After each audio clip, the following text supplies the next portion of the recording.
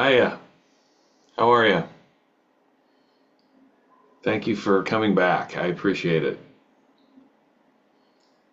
After doing my epic ranty video yesterday, I feel like I want to get back on point and talk about some music and albums that I actually love. And when I did my 100 album list a few days ago, I had a couple of requests to talk about this. And this is a band, it's a long time coming. I don't understand how I haven't even done a video on this yet. I don't know that I knew how to approach it. When I think of Public Image Limited, I think of so many things that I love and I'm passionate about. Sometimes picking a favorite album from P.I.L. is, I mean, it can be kind of challenging, but most days, most minutes, most months, I always default to Metal Box, or otherwise known as Second Edition. But PIL has a lot of really, really great albums. They all pretty much came out in the 80s. They're still around. Excuse me. John Lydon fired up the band again, I don't know, what, a decade ago or so?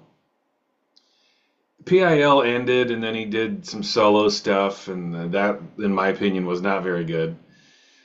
And then John Lydon became, he started selling butter on television and doing reality TV shows and just being the guy that he is. And then PIL was formed again. I can't think of a single PIL album that I dislike. I don't love the most recent stuff, but I still like it. It's Johnny. I don't know. Johnny, I love John. It's even when he says shit that I don't agree with, I'm just happy that he's on our planet, He makes the planet a better place. And talk about people who have lived a fascinating life. And like if you want to take one singular entity and encapsulate it into a breathing human being in terms of someone who changed the world, John Lydon's one of them. What he did with the Sex Pistols will never be forgotten. I don't know that it'll ever be matched or topped. He grabbed the world by the balls and he changed it. He made his own future. And this is why I will always love John Lydon. And I think many people love him for this very reason. He sings about it in God Save the Queen, No Future. To me, arguably the most prescient point of all time when it comes to music. No future. No future for you, no future for me. It's still relevant. In fact, in these times, maybe more so than ever. But Johnny, he was able to take that mantra and apply it to himself and create his own future. He didn't want to have anything to do with his present or the future that was being presented to him. So he just made his own future. And I will always love Johnny for that.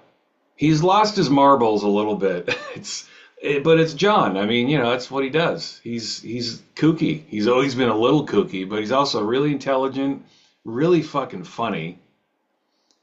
Yeah, in his older years, he's getting a little weird. He's getting a little senile. You see some of his interviews now, and you wonder, like, oh boy, how much of his brains are left here? But then he says something that's just on point and sharp as hell, and you're like, oh yeah, he's still here. But I feel like as he gets older, parts of him are drifting a little bit, maybe. I don't know. It's just my opinion. I'll always love him no matter what. And when I think of my favorite album from him, whether it's Sex Pistols or PIL or his solo stuff, I always go back to Metal Box. And I wasn't even, when Metal Box came out, I didn't know about it. I was a kid. I was a toddler. Just like Sex Pistols. I didn't discover this music. I don't know if it was a decade later. I think, Metal Box came out in 1979, right? So when did I first hear Metal Box? It was some point, 7, 8, 9, 10 years later. It wasn't until the late 80s when I first heard it. It had been existing on our planet for several years before I got a hold of it. But even then, it was so far ahead of its time. I think the first P.I.L. album I ever heard, oddly enough, was album or cassette or compact disc, whichever format you bought. The Bill Laswell produced album. And I think I'll probably end up doing individual videos on all of these. By the way, I'm not showing records today. I'm just doing this video. Totally unprepared. I felt like doing a video today and I didn't want to dig through my records. And so, yep, you only have this to look at. I feel sorry for you, but it is what it is. Yeah, I think album was the first thing I ever heard from him. Oddly enough, there was a MTV at the time in the mid '80s, 1986, I guess it was. They played uh, Rise. In fact, that's my first memory of P.I.L. was Rise, seeing the video for Rise and seeing Johnny screaming and getting into the camera's face and his fiery red hair, and I was like, wow, who's this guy? Again, I'm not that old. I was 5 years old when Metal Box came out, so I just wasn't there. I didn't hear it, but when I saw Rise, I was like, oh wow, what's this? And I think from there I dug backwards and got into the Sex Pistols and all that shit at that point. Metal Box is the best album, right? When you think about Public Image. In hindsight, I feel kind of I try to always talk about albums that I have experience with in relation to the time they were released. I think that's important to understand what was happening at that time and then what's happened since and then how it relates today. I like doing that with albums. With Metal Box, I don't have that benefit because I wasn't there. Hopefully somebody comments. Somebody in my audience, his name's Ian. Ian, where have you been? I haven't seen Ian for a while. Ian's someone that used to comment on these types of videos. I haven't seen Ian around for months. He probably got sick of looking at my face, and who can blame him? He was there in the 70s listening to this shit. I'd like to hear his comments on Metal Box, but even after the album had been out 6 or 7 or 8 years, it was like, wow, this still sounds ahead of its time. And also, it's really cool to think that Lydon, he had done the Sex Pistols and he had left it. They did the one album, they changed everything, and then Johnny was like, fuck it, I'm done. I'm going to do something else. And then what he did were the first two P.I.L. albums. And yeah, I mean, it's punk or post-punk or whatever you want to call it. But when I listen to Metal Box, I hear disco, I hear dub, I hear dance music. Really.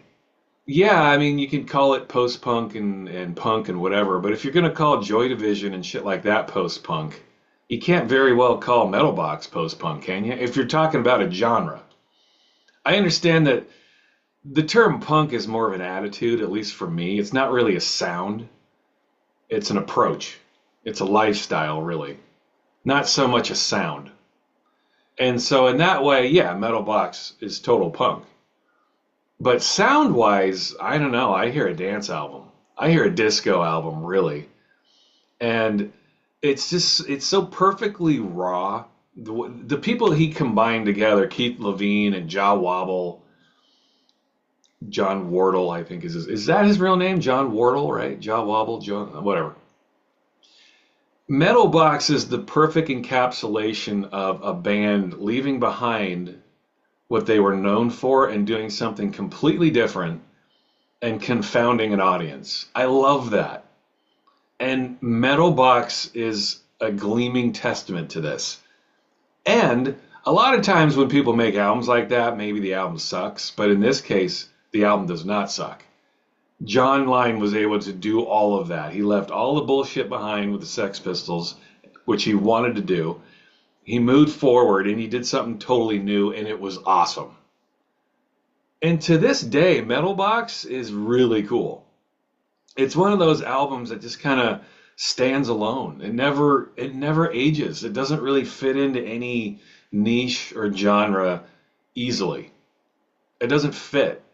And that's why it's so perfect. I think to this day people like to try to pigeonhole it and define it, but you can't. It's too many things at once.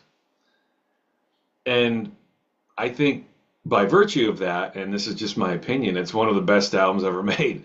It's those tend to be my favorite albums, the albums that you can't really define. 40 years, 40 plus years later, and people are still trying to do it. I think people in their mind, they think they can define Metal Box, but you can't. You really can't, in my opinion. It's a hard one. It's a completely, utterly, 100% unique album. Nothing sounds like it. Nothing at all. And some of the tracks on this album are some of my all-time favorites, like Albatross, the first track, Death Disco, otherwise known as Swan Lake. I'll talk about that too. They're slightly different versions of the album. No Suit, Socialist, Pop Tones. Come on. Think of the Careening. Think of the track listing on this album. It's pretty amazing. And it's only gotten better. It's only gathered steam since 1979 when it came out. It was released as the Metal Box in the UK first, and it came in this metal tin that I still have to this day. My copy, it's pretty rusted. It's, it's over 40 years old, but it's three records. They're all 12 inches, really. It's not that long of an album. I think really it's maybe an hour or so long, but they put it out as three different 12 inches, which is another indication that they were trying to make a dance album, really, like a disco album, which is essentially what it is. They put it on 3 12 inches. They stuffed it into a metal box. Mine has an insert. I've read somewhere that not all copies had the insert. I'm lucky enough to have one. It basically just has the track listing and the credits and stuff. That version came out in the UK. Here in the United States, they called it second edition. If I'm not incorrect, someone correct me if I'm wrong. I think they were on Warner Brothers here in the United States at the time, and they did not want to pony up and pay for a triple album and do the metal box. They didn't want to dedicate that money. So they put it out as a double album, and they called it second edition. The first album was called first edition. It wouldn't have made any sense to call it metal box because they were putting it in a standard gatefold sleeve. So they called it second edition. And I remember that causing some confusion with me at the time. I bought Metal Box first somehow. I got it somewhere, and then I saw second edition. I'm like, oh, it's another P.I.L. album. And I looked at the track list, and I'm like, oh, this is Metal Box. I would later learn why all this was. I still have a copy of second edition, of course, and it sounds fine. It's an album that could easily fit on a double record package. But the 3 12-inch package is pretty cool. You get Albatross all on one side, and that bass line is just crawling through your speakers. And come on, is there a better bassist than Jaw Wobble? You're gonna hear some of his best work on this album. I mean, he was crushing it. Really, in every way, this is a perfect album. There's not a bad song on here. Lydon was at the peak of his anger. He was just fucking pissed off at the Sex Pistols. He was that age where his brain was just fizzing and popping, and it was sharp as hell. It still is, but just directly post Sex Pistols, he was a very angry guy. He was already an angry guy to begin with. But he was harnessing all that through these P.I.L. albums. And man, the first P.I.L. album, too, was brilliant. First edition. My second favorite P.I.L. album would probably be First Edition. The first two albums, amazing. Everything else that P.I.L. did is all great. I love, for different reasons, like Album, again, the Bill Laswell produced album is fantastic. If you want me to do videos on these other albums, let me know, I will. I even like 9. Happy is a good album. Happy is the one with Seattle and Rules and Regulations, and then 9 is the one with Disappointed and Warrior. 9 is their most pop album, but it's excellent. That What Is Not is a great album. The one they did in the early 90s. Acid Drops, one of the best P.I.L. tracks. That was the time. After that, what is not, John Lydon kind of started branching off and doing his own thing. He did that single with Leftfield, which arguably is the best thing Lydon has ever done, ever been involved with. Open Up. What a track that is, man. If you already loved P.I.L. and you loved the Sex Pistols and you loved John Lydon and you were also into rave culture and you were buying house music and rave music and techno music, when Open Up came out, it was a revelation. It was a life changer, man. Oh my, I still remember the first time I heard that song. I was part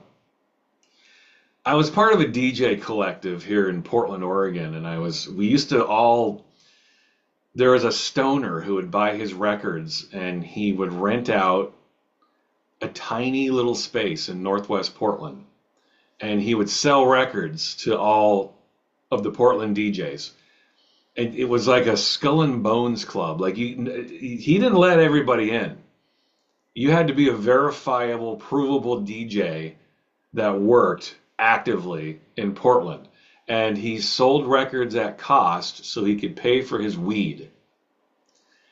And legendary dude. And he had this tiny little room he rented in this old Victorian house in Northwest Portland. And we would all collect into this little room every Thursday. He would get new records in, and all of us, yeah, excuse me, there were like a dozen of us DJs that would all collect in this room, and we would buy records at cost. Basically, I think he charged like $1 more. Most record stores would charge like 3 or 4 or 5 more dollars than cost, so they can make a profit. I won't mention his name because I just don't know that he'd want all this out there. But he would buy these records. He knew somebody at the record distributor that we ordered from. It was called Watts Music. Do you guys remember Watts Music? You DJs out there?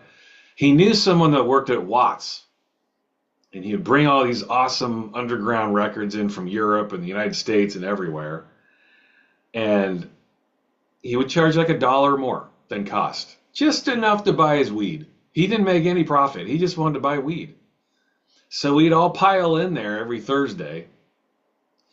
And I knew what was coming out. Generally, I knew well ahead of time that a record was coming out. And I would tell him, like, I want this. When this comes in, please make sure you order this.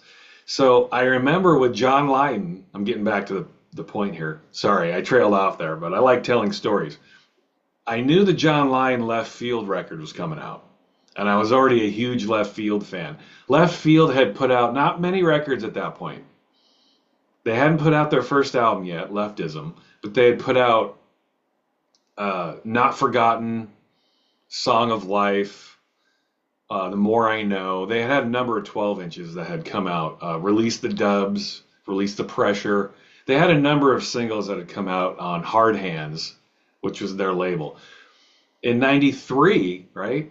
93, I saw a news promotional blip that John Lydon and Leftfield were working together. I was like, dude, order this record as soon as you can.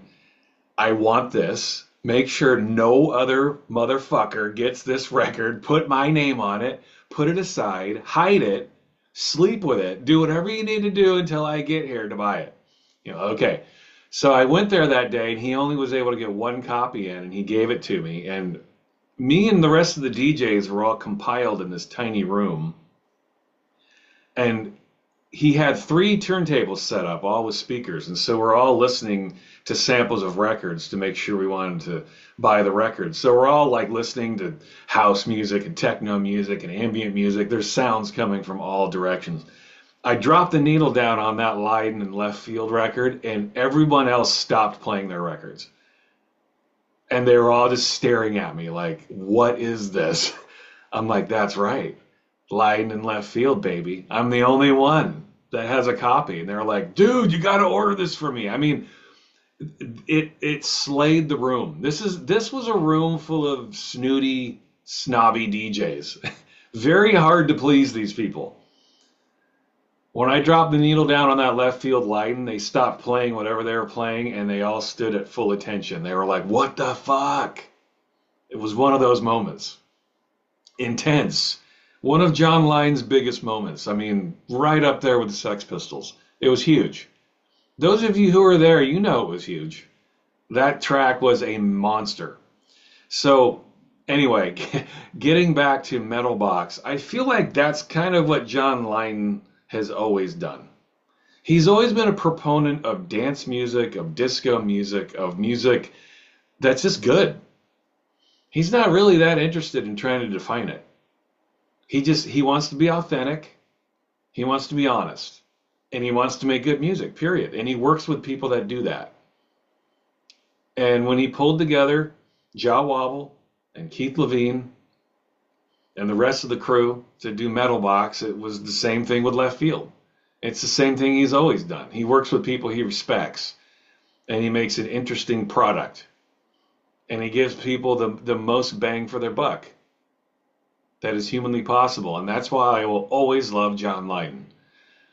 He just is one of those guys. He doesn't care. He doesn't care about what people think. He doesn't care what people think about him. He might be the poster boy for this.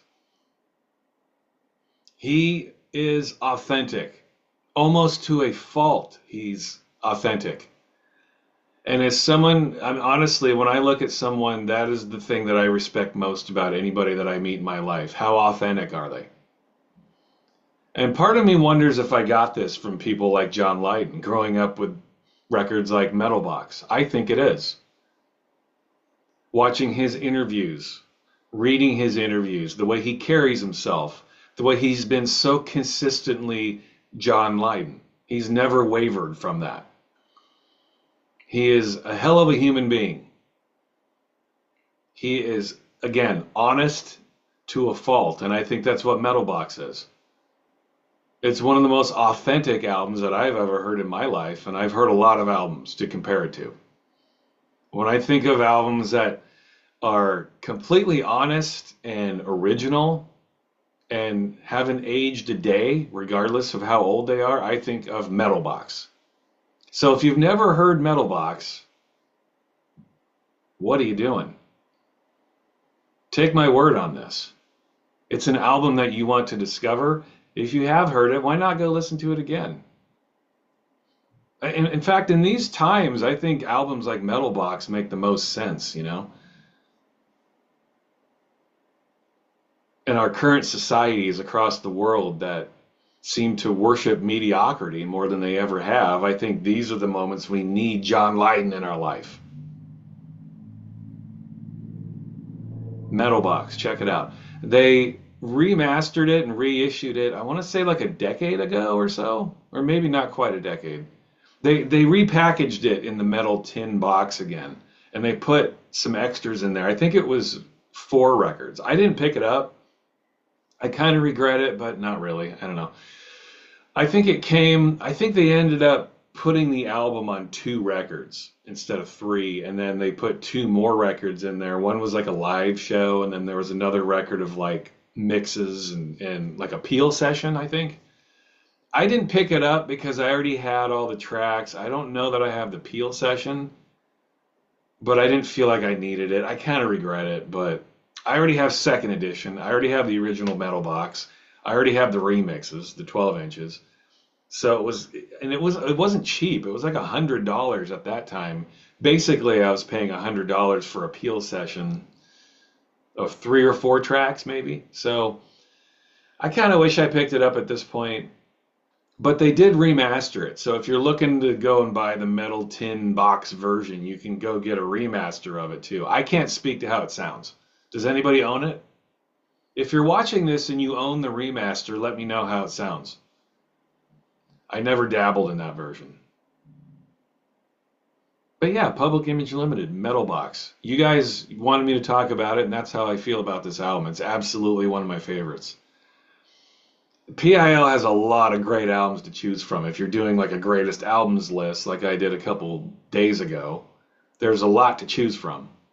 But I think Metal Box is the peak.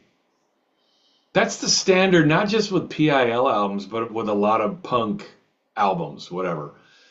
Po Post-punk, punk, whatever the hell you want to call it. That era, late 70s, of that kind of music. I think Metal Box, top five. Right up there with Nevermind the Bollocks, really, I think. Again, I just love how John Lydon was able to leave behind everything he'd done and then go do something new and make it compelling. That's one thing John Lydon's great at. He's always compelling. Even if he's making music that you don't really like that solo album he put out, remember that one, Psycho's Path? Not a great album. But that's just my opinion. It sounds different. It's definitely different. Not everything he's done is great, but so what? That's something I learned from Lydon as well. Like you shouldn't like everything that somebody does. That would be weird. And weird not in a good way. I think being weird is mainly a good thing. But agreeing and liking everything someone says or does, I think that's bizarre. If you're really listening, you probably shouldn't be liking everything somebody says or does. It's natural. If you truly think for yourself, you're going to disagree with plenty of what that person does. And I think that's what John Lydon tries to promote. You shouldn't be agreeing with everything I say and do. And I'm like that. And I honestly think that I have become like that through people like John Lydon. He's that important to me. And I love the guy. He can be a total prick sometimes. So what? Get over it. He's still giving us stuff like Metal Box, and that's the important thing. I'm going to get out of here. Thanks for watching. Talk to you next time. Goodbye.